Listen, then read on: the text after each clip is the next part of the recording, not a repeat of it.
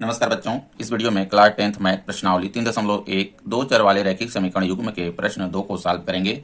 इसके पहले के वीडियो बना दिए हैं, नहीं देखे हैं तो प्लेलिस्ट में डाल दिए हैं, वहां जाकर वीडियो को देख सकते हैं। पुराना भी वीडियो है उसको भी देख सकते हैं। चलिए देखिए प्रश्न क्या कह रहा है। अनुपातों A1/A2, B1/B2 और C1/C2 की तुलना कर ज्ञात कीजिए कि निम्नलिखित समीकरण युग्म द्वारा निरूपित रेखाएं एक बिंदु पर प्रतिच्छेद करती हैं, समांतर हैं अथवा संपाती हैं। देखिए ये 3 कंडीशन होता है ये चेक करने के लिए। इसमें देखिए एग्जाम में 1 या 2 नंबर तो जरूर आएगा ये बताने के लिए कैसी रेखाएं ये प्रतिच्छेद कर रही हैं, कि समांतर हैं, ठीक ना, कि संपाती हैं।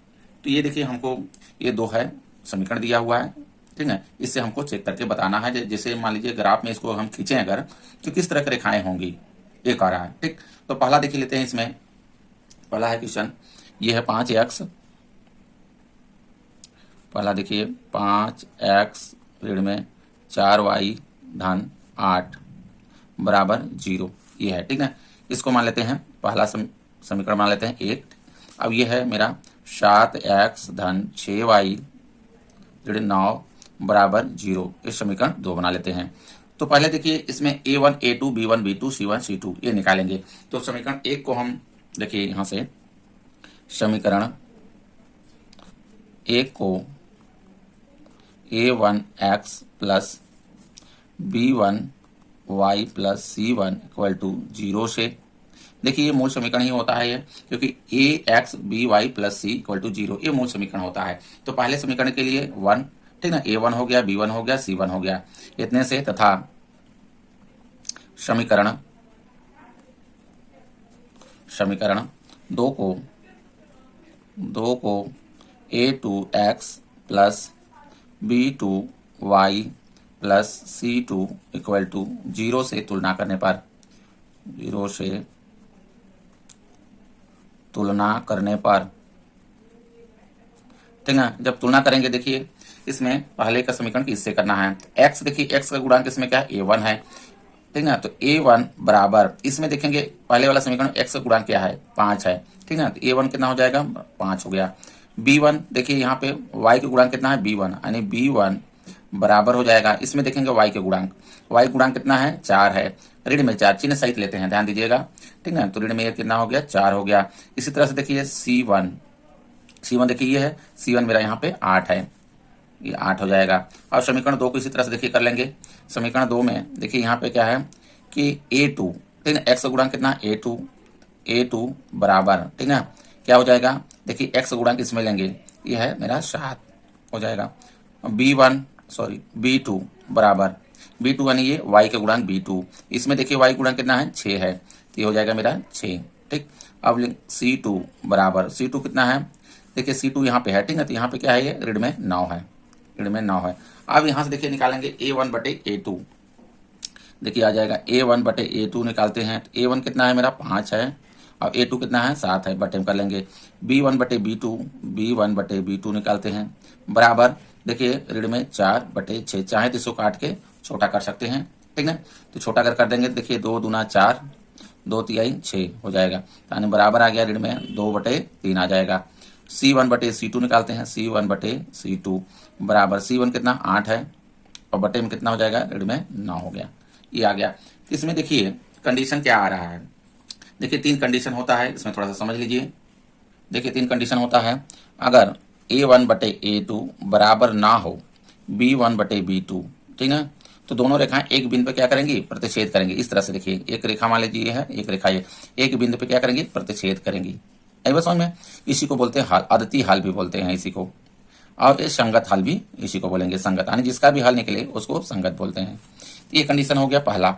दूसरा कंडीशन इसमें क्या है कि A1/A2 बराबर B1/B2 बराबर C1/C2 ये अगर आ जा रहा है, तो ये क्या होंगी, रेखाएं संपाती होंगी, यानी दोनों रेखाएं एक ही पे होंगी। संपाती का मतलब एक ही पे, दोनों रेखाएं एक पे होंगी, इसी को बोलते हैं संपाती। इसमें देखिए इसके कई हल होंगे, इससे क्या होते हैं, कई हल यानी अनेक हल होते हैं, ठीक है। इसको भी संगत बोलते हैं, यानी जिसका भी हल निकले उसको संगत बोलते हैं। तीसरा कंडीशन है इसमें, देखिए A1/A2 बराबर हो B1/B2 लेकिन बराबर ना हो C1/C2, ठीक ना। ये अगर है तो रेखाएं कैसी होंगी, समांतर होंगी, यानी दोनों रेखाएं इस तरह से यहाँ एक जा रही है तो एक इस तरह से जाएगी, यानी दोनों एक दूसरे को क्रॉस नहीं करेंगी, ये इसको बोलते हैं समांतर। आई बात समझ में? तो ये कंडीशन अगर आ जाता है एक बिंदु पर प्रतिच्छेद करेंगी, ये अगर ये कंडीशन आता है संपाती होंगी, अब ये कंडीशन अगर आ जाता है तो समांतर होंगी। ठीक है, तो देखिए इसमें A1/A2 क्या बराबर B1/B2 है। देखिए यहाँ पे A1/A2 बराबर B1/B2 है, नहीं है बराबर, क्योंकि देखिए 5/7 है, इसमें 2/3 है रीड में, यहाँ दिखा भी देंगे रीजन में। यहाँ देखिए है 5 बटा कितना है, यहाँ पे 7 है, बराबर देखिए नहीं है, रीड में 2/3 है ये। ठीक है, तो एक बिंदु पे क्या करेंगे, प्रतिच्छेद करेंगे, यही ना पूछा। देखिए 3 चीज पूछ रहा है इसमें कि निम्नलिखित युग्म द्वारा निरूपित रेखाएं एक बिंदु पर प्रतिच्छेद करती हैं, तो ये देखिए एक बिंदु पर क्या कर रही है, प्रतिच्छेद कर रही है। ठीक है, एक बिंदु पर रेखाएं एक बिंदु पर रेखाएं प्रतिच्छेद करेंगी, छेद करेगी, इस तरह से ये पहला सॉल्व कर लेंगे। दूसरा लेते हैं, देखिए दूसरा 9x धन 3y धन 12 ये है, इसको हम बना लेंगे पहला समीकरण, और 18x धन 6y धन 12 है, इसको दूसरा समीकरण बना लेते हैं। ठीक है, अब दोनों समीकरण को हम तुलना करेंगे। देखिए समीकरण एक को A1x plus B1y plus C1 equal to 0 से और समीकरण 2 को A2x plus B2y plus C2 equal to 0 से तुलना करने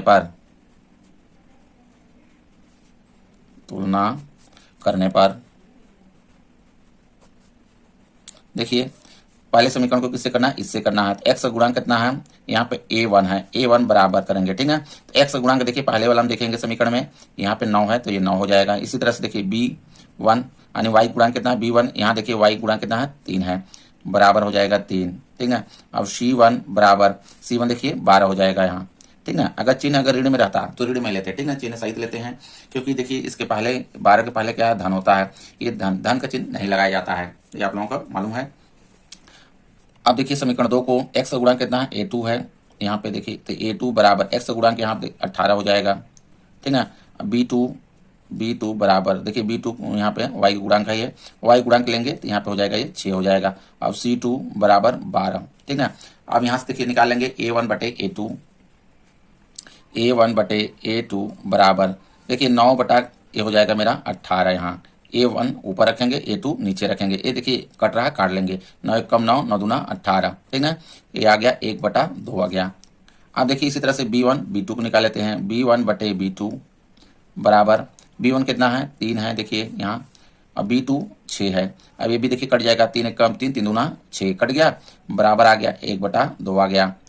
अब C1 C2 निकाल लेते हैं, देखिए C1/C2 बराबर 12/12। ठीक है, 12 कर लेते हैं 12, ये देखिए कट जाएगा। ठीक है, 1 और नीचे 1 आ जाएगा, चाहे तो 1/1 लिख लें या ना लिखें कोई दिक्कत नहीं, चाहे तो लिख लें। ठीक है, ये हो गया। आप देखिए कौन सा कंडीशन इसमें आ रहा है, तो यहाँ पे देखिए A1/A2 1/2 आया है, B1/B2 1/2 आया है, लेकिन C1/C2 1/2 नहीं आया है, तो यहाँ देखिए हो जाएगा A1/A2 बराबर देखिए है B1/B2 है ना, और बराबर नहीं है C1/C2, ये बराबर नहीं है। यहाँ पे दिखा भी देंगे, देखिए 1/2 आया है, बराबर यहाँ पे 1/2 आया है, ये देखिए नहीं आया है, 1/1 है। समझ में आ रहा है? इस स्थिति में देखिए रेखाएं क्या होती हैं, इस स्थिति में रेखाएं समांतर होती हैं। ठीक है, यानी अगर ये स्थिति आ जा रहा है तो समांतर होंगी। 3 स्थिति है देखिए इसमें करने के लिए आप लोगों को, A1/A2 बराबर B1/B2 बराबर नहीं है C1/C2, तो रेखाएं क्या होंगी, समांतर होंगी, यानी कोई हल नहीं निकलेगा। तो लिखेंगे यहाँ पे इस स्थिति में रेखाएं, इस स्थिति में रेखाएं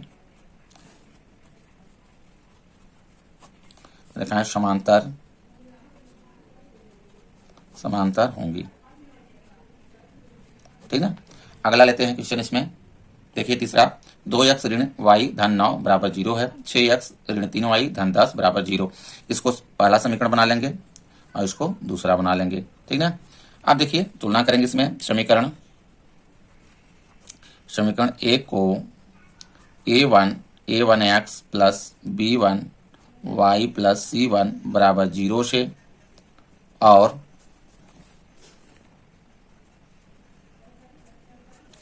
समीकरण 2 को a2x plus b2y plus c2 equal to 0 से तुलना करने पर, 0 से तुलना करने पर, ठीक है। अब देखिए जिस तरह से तुलना करते आए हैं उसी तरह से x का गुणांक कितना है, a1 है, तो a1 बराबर पहले वाला समीकरण के पहले के लिए, ठीक है। तो x का गुणांक कितना है, 2 है, 2 हो जाएगा। b1 बराबर देखिए y गुणांक कितना है, b1 है। यहाँ देखिए y गुणांक कितना है, 1 है, ऋण 1, ठीक है। चिन्ह सहित लेते हैं, ध्यान दीजिएगा, ऋण में 1 हो जाएगा।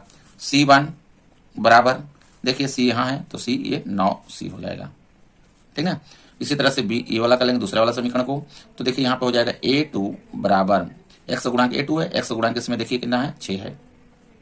b2 बराबर b2 देखिए y गुणांक यहाँ b2 है, यहाँ को y गुणांक कितना है, ऋण में 3 है, ऋण में 3, ठीक है। अब c2 बराबर देखिए c2 ये है और यहाँ पे ये 10 है, तो ये हो जाएगा c2 कितना आ गया, 10 आ जाएगा। अब यहाँ देखिए निकालेंगे a1 बटे a2 बराबर a1 देखिए कितना है, 2 है, और a2 कितना है, 6 है। ये देखिए कट जाएगा, छोटा कर लेंगे, 2 1 कम 2, 2 3 6 कट गया, ठीक ना। आ गया 1/3 हो गया ये। और b1 बटे b2 निकाल लेते हैं, बराबर b1 कितना है, ऋण में 1 है, b2 कितना है, ऋण में 3 है। ऊपर नीचे ऋण कट जाएगा, यानी ये कह सकते हैं कि ऋण का ऊपर नीचे गुणा करने से ये धन हो गया। आई बात समझ में। तो ये देखिए ऋण क्या कर दिया, कट गया, बराबर आ गया 1/3 आ गया। अब c1 c2 निकाल लेते हैं, c1 बटे c2 बराबर देखिए 9/10 हो जाएगा। समझ में आ रहा है। यहाँ देखिए क्या कंडीशन हो रहा है, जो दूसरे में जो कंडीशन है देखिए वही कंडीशन आ रहा है, क्योंकि देखिए a1 बटा a2 कितना है, 1/3 आया है, b1 बटे b2 कितना है, 1/3 आया है, यानी दोनों के यहाँ बराबर है, लेकिन c1 बटा c2 ये बराबर नहीं है। तो दिखा देंगे यहाँ पे a1 बटा a2, ठीक ना, बराबर है देखिए b1 बटा b2 के, लेकिन ये देखिए बराबर नहीं है, c1 बटा c2 क्या है, बराबर नहीं है। यहाँ दिखा भी देंगे, देखिए 1/3 आया है, ये बराबर 1/3 आया है, ये देखिए बराबर नहीं है, 9 बटा कितना है, 10 है। समझ में आ रहा है। तो इस स्थिति में देखिए क्या होंगी, रेखाएं समांतर होंगी, यानी कोई हल नहीं होता है। अतः इस स्थिति में